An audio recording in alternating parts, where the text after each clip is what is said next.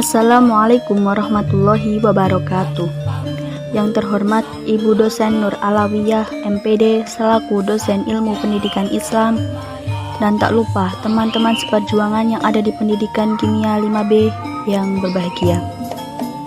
Di sini kami akan menyampaikan materi tentang pengertian ilmu pendidikan.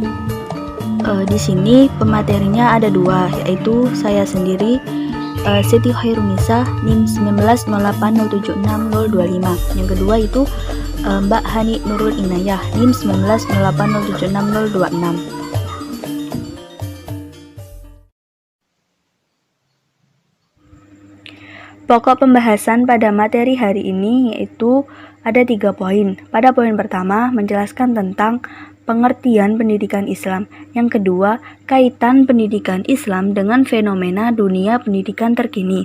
Yang ketiga, menjelaskan tentang dalil nakli mengenai pendidikan Islam.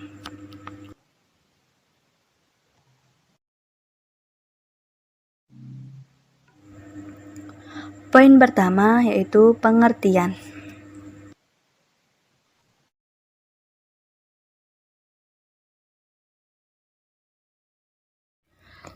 Yang pertama itu pengertian pendidikan Islam dari segi bahasa.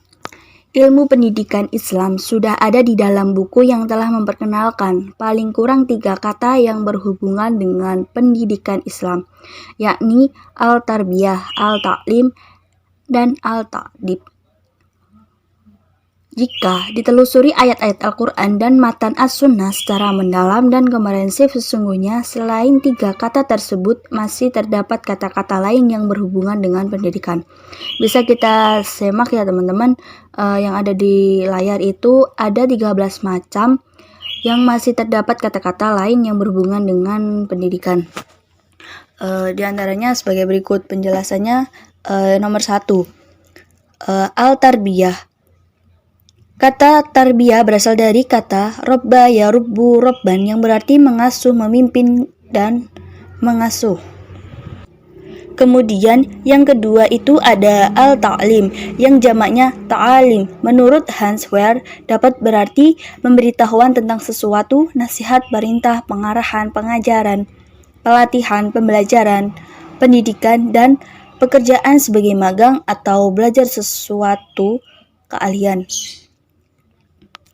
Kemudian yang ketiga itu ada al-ta'adib. Kata al-ta'adib berasal dari kata adaba yu'adibu ta'diban yang dapat berarti pendidikan, disiplin, patuh, dan tunduk pada aturan, peringatan, dan hukuman. Adapun kata al-ta'dib berasal dari kata adab yang berarti beradab, bersopan santun, tata krama, adab budi pekerti, akhlak, moral, dan etika. Kemudian yang keempat itu ada al-tahzib. Kata al-tahzib secara harfiah berarti pendidikan akhlak atau menyucikan diri dari perbuatan akhlak yang buruk, dan dapat diartikan pula terdidik atau terpelihara dengan baik dan beradab sopan. Kemudian yang kelima itu al-mau'izah. Al-wa'z berasal dari kata wa'aza yang berarti mengajar, kata hati, suara hati, hati nurani, memperingatkan, mengingatkan, dan mendesak. Kemudian yang keenam itu ada al-riyadah. Al-riyadah berasal dari kata raudah yang mengandung arti menjinakkan, mendobrak, membongkar, melatih, menenangkan, mendamaikan, memperagakan, mengatur, dan menemukan untuk membuat mudah dikerjakan serta mencoba bawa keliling. Dalam pendidikan, kata al-riyadah diartikan mendidik jiwa anak dengan akhlak mulia. Yang ketujuh ini ada al-tazkiyah. Al-tazkiyah berasal dari kata zakka yuzakki tazkiyatan yang berarti pemurnian, kesucian, pembersihan, pengumuman, ketulusan hati, kejujuran atau dapat dipercaya, pengesahan atas kesaksian, dan catatan yang dapat dipercaya dan dihormati. Yang kedelapan ini ada ada al-talqin. Kata al-talqin berasal dari laqona yulaqinu talqinan, berarti pengajaran atau mengajarkan, dan dapat pula berarti perintah atau anjuran, pengarahan, memerintah, inspirasi, sindiran, atau tuduhan tidak langsung, serta mendorong. Yang kesembilan itu ada al-tadris. Kata al-tadris berasal dari kata darasa yudarisu tadrisan. Dapat diartikan pengajaran atau mengajarkan, perintah, kuliah, atau uang kuliah. Selain itu, kata al-tadris juga berarti bako atsarruha wa bako al-atsar yaktadli inmihauhu fi nafsihi, yang artinya sesuatu yang pengaruhnya membekas, dan sesuatu yang pengaruhnya membekas menghendaki adanya perubahan pada diri seseorang. Intinya kata al-tadris berarti pengajaran, yakni menyampaikan ilmu pengetahuan kepada peserta didik yang selanjutnya memberi pengaruh dan menimbulkan perubahan pada dirinya. Kemudian yang ke-10 itu ada al-tafaqquh. Kata al-tafaqquh berasal dari kata tafaqqaha yatafaqqahu tafaqquhan, berarti mengerti dan memahami. Selanjutnya ar-raghib al-asfani mengartikan kata tafaqquh sebagai berikut: huwa al-tawassul ila ilm ghaib bi ilm syahid fa huwa ahhasu min al-ilmi, artinya menghubungkan pengetahuan yang abstrak dengan ilmu yang konkret, sehingga menjadi ilmu yang lebih khusus. Kemudian yang ke-11 itu ada al-tabyin. Kata al-tabyin berasal dari kata bayana yubayinu tabyinan, yang mengandung arti mengemukakan, mempertunjukkan, penjelasan, penggambaran, dan berarti pula menyatakan atau menerangkan. Berbagai kegiatan yang terkandung dalam arti al-tabyin ini berkaitan dengan kegiatan pengajaran dan pendidikan. Karena itu, al-tabyin juga dapat berarti pendidikan dan pengajaran. Kemudian yang ke-12 itu ada al-tazkirah. Kata al-tazkirah berasal dari kata zakara yuzakiru tazkiratan, yang berarti peringatan, mengingatkan kembali, memproduksi, menyerbukan. Selain itu juga berarti sesuatu yang perlu diperingatkan, yang sifatnya lebih umum daripada indikasi atau tanda-tanda. Dari sekian arti kata al-tazkirah tersebut, ternyata ada arti yang berhubungan dengan kegiatan pendidikan dan pengajaran, yaitu mengingatkan kembali atau memberikan peringatan, karena di dalam kegiatan pendidikan dan pengajaran terdapat kegiatan yang bertujuan mengingatkan peserta didik agar memahami sesuatu atau mengingatkan agar tidak terjerumus ke dalam perbuatan yang keji. Kemudian yang ke-13 itu ada al-irsyad. Kata al-irsyad dapat mengandung arti menunjukkan bimbingan, melakukan sesuatu, menunjukkan jalan, tangan kanan, bimbingan rohani, perintah, pengarahan, pemberitahuan, dan nasihat. Dari sekian pengertian al-irsyad ini terdapat pengertian yang berhubungan dengan pengajaran dan pendidikan, yakni bimbingan, pengarahan, pemberian informasi, pemberitahuan, nasihat, dan bimbingan spiritual. Dengan demikian, kata al-irsyad layak dipertimbangkan untuk dimasukkan ke dalam arti kata pendidikan dan pengajaran.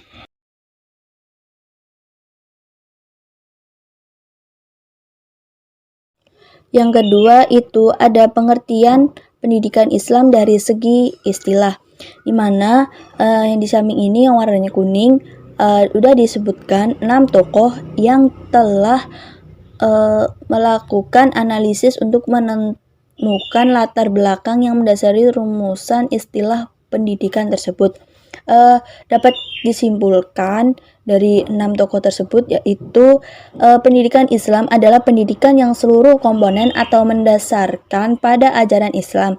Visi, misi, tujuan, proses belajar mengajar, pendidik, peserta didik, hubungan pendidik dan peserta didik, kurikulum, bahan ajar, sarana prasarana, pengelolaan, lingkungan, dan aspek atau komponen pendidikan lainnya pada ajaran Islam.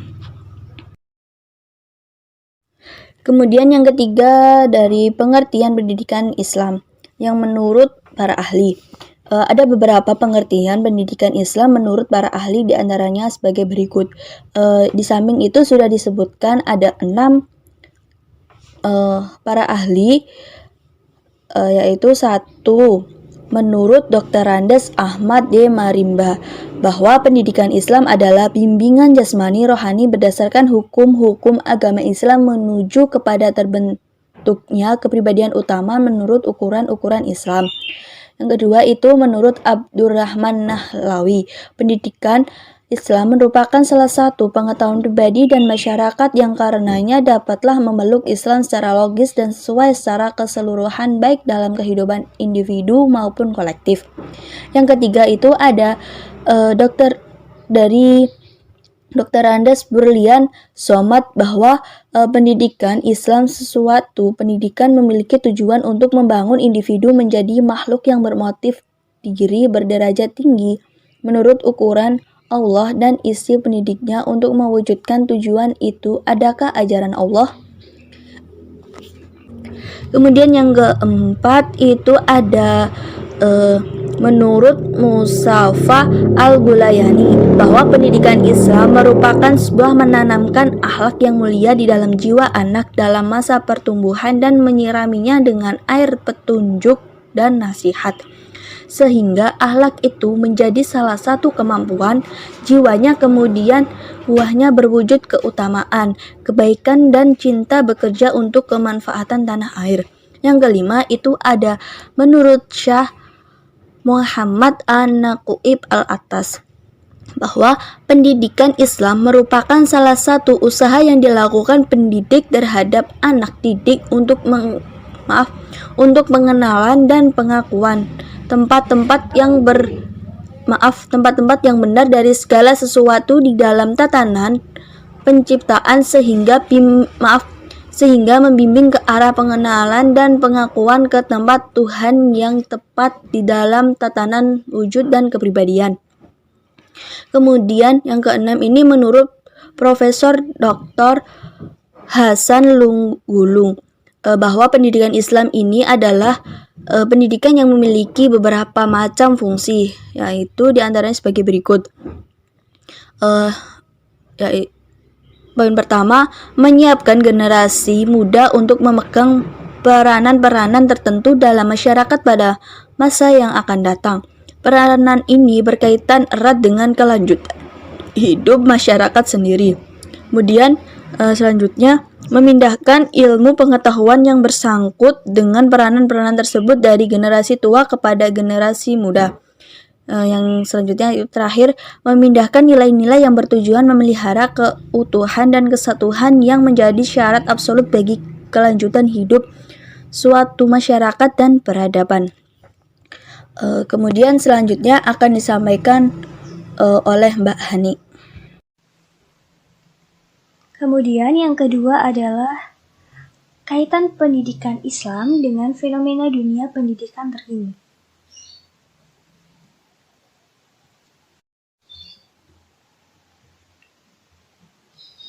Sejarah pendidikan Islam merupakan suatu kajian yang secara spesifik menelaah tentang pendidikan Islam secara historikal, di mana terdapat 3 istilah pendidikan Islam yang sering digunakan, yaitu ta'dib, yang berarti khusus dan mencangkup aspek kognitif, afektif, dan psikomotorik. Kemudian ada ta'lim, di mana pada saat zaman dulu itu Nabi Muhammad mengajar atau ta'lim dengan disertai perenungan tentang pengertian, pemahaman, tanggung jawab, dan penanaman amanah. Dan yang terakhir yaitu tarbiyah, yang maknanya mempersiapkan peserta didik dengan segala macam cara supaya dapat mempergunakan tenaga dan bakatnya dengan baik, sehingga mencapai kehidupan yang sempurna di masyarakat. Menurut Abu Dinata, dalam bahasa Arab, kata pendidikan biasanya diwakili oleh kata tarbiyah, ta'dib, dan taklim seperti tadi. Kemudian ada tadris dan tadkirah yang secara keseluruhan menghimpun kegiatan yang terdapat dalam pendidikan, yaitu membina, memelihara, mengajarkan, mensucikan jiwa, dan mengingatkan manusia terhadap hal-hal yang baik. Nah, konteks tersebut, maka pendidikan mencangkup makna yang sangat luas, yang bukan hanya pengajaran yang berhubungan dengan Al-Quran, Al-Hadis, Fikih, dan sejarah Islam, seperti yang berlangsung selama ini, terutama pendidikan Islam di Indonesia. Sebab di Indonesia sendiri, pemahaman tersebut terkadang ada yang memunculkan nilai positif maupun negatif, sehingga ada keragaman pemahaman masyarakat yang mengharuskan pendidikan Islam untuk dilakukan rekonstruksi. Nah, dalam masyarakat yang dinamis, pendidikan itu memegang peranan yang sangat menentukan terhadap eksistensi dan perkembangan masyarakatnya. Hal ini karena pendidikan merupakan proses usaha melestarikan, mengalihkan, serta mentransformasikan nilai-nilai kebudayaan dalam segala aspek dan jenisnya kepada generasi penerus. Sehingga pendidikan umum itu di Indonesia sendiri perlu diimbangi dengan pendidikan Islam. Nah, seperti tadi, bahwa pendidikan di Indonesia itu terkadang ada yang menilai negatif, kadang ada juga yang menilai itu positif. Bagaimana kita melihat dari sudut pandangnya?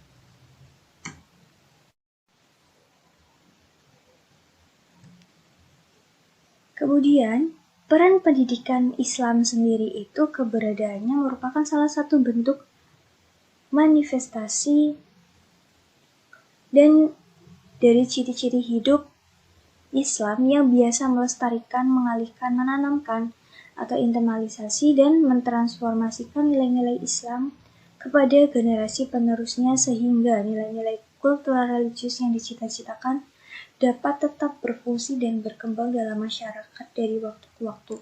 Sehingga, ibaratnya gini, kalau kita hanya pendidikan umum saja itu tidak cukup, karena di dalam belajar itu perlu adanya tata krama. Dan tata krama, akhlak itu perlu ditanamkan sejak dini. Dan fungsi pendidikan Islam itu tentunya adalah sebagai pembinaan dan penyempurnaan kepribadian dan mental anak sejak dini. Jadi pendidikan Islam itu perlu diterapkan sejak anak itu masih usia dini. Yang ketiga, ada dalil nakli mengenai pendidikan Islam.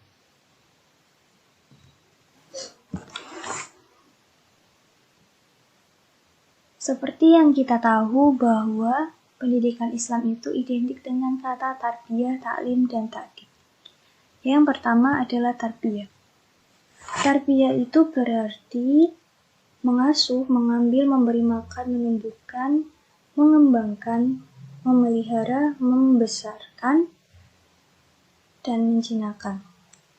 Nah, jadi pemahaman tersebut itu terdapat dalam Al-Quran, yaitu yang pertama Quran Surat Al-Isra ayat 24 yang berbunyi A'udzu billahi minasyaitonir rajim.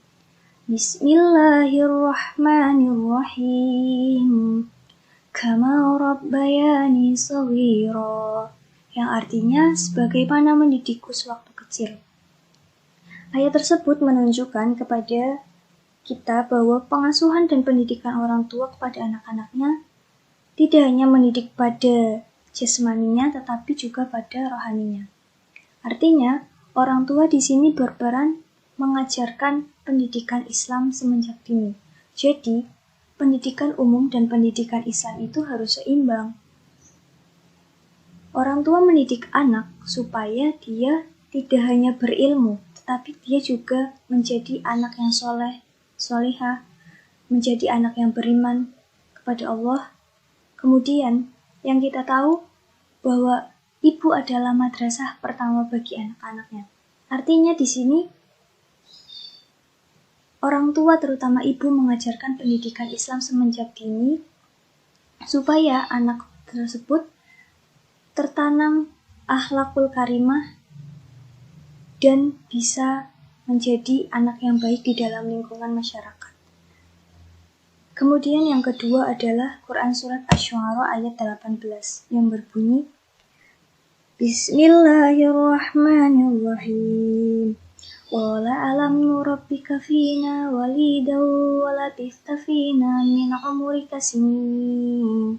Ya artinya, bukankah kami telah mengasuhmu di antara keluarga kami waktu kamu masih anak-anak dan kamu tinggal bersama kami beberapa tahun dari umurmu. Nah, kandungan dari surat tersebut yaitu bahwa Fir'aun pernah mengasuh Nabi Musa sewaktu kecil, di mana pengasuhan itu hanya sebatas pada jasmani tetapi tidak melibatkan rohani. Yang kita tahu, Fir'aun itu mempunyai akhlak yang tercela.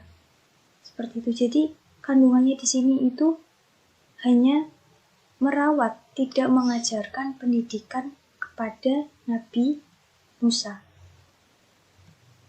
Selanjutnya yaitu ta'lim. Ta'lim berarti mengajar. Nah, ta'lim tersebut terdapat dalam Al-Quran. Yang pertama pada Quran Surat Al-Baqarah ayat 31 yang berbunyi Bismillahirrahmanirrahim. Wa 'allama Adama al-asma'a kullaha thumma 'aradahum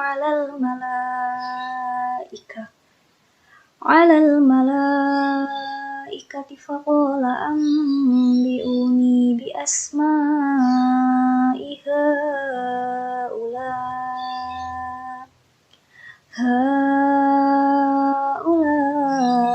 in kuntum shadiqin. Yang artinya, dan dia mengajarkan kepada Adam nama-nama benda seluruhnya, kemudian mengemukakannya pada para malaikat lalu berfirman, sebutkanlah kepadaku nama-nama benda itu jika kamu memang benar-benar orang yang benar. Kandungan dari ayat tersebut menjelaskan bagaimana Allah mengajarkan kepada Nabi Adam tentang proses transmisi yang dilakukan secara bertahap. Bagaimana Nabi Adam menyaksikan dan menganalisis asma atau nama-nama yang diajarkan Allah kepadanya.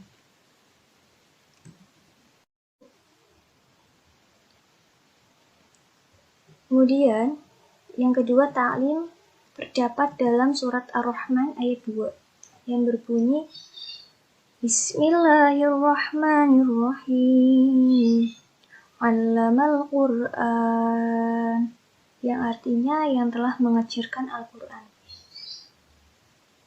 Di mana ayat tersebut sudah jelas pada artinya yaitu mengajarkan Al-Quran. Al-Quran sendiri adalah kitabnya umat Islam. Tentu saja pengajaran Al-Quran merupakan pendidikan Islam.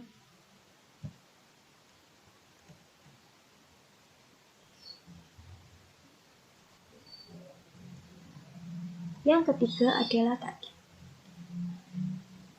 Ta'dib berasal dari kata adaba ya'dibu ta'diban yang berarti pendidikan atau disiplin, patuh, tunduk pada aturan.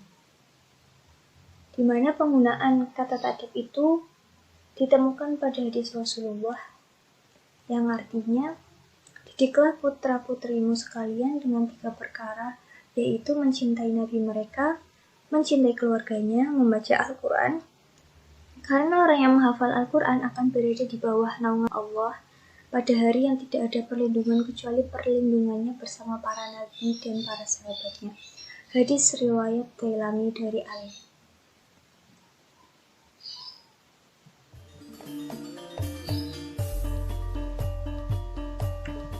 Itu saja yang dapat kami sampaikan. Kurang lebihnya mohon maaf. Wassalamualaikum warahmatullahi wabarakatuh.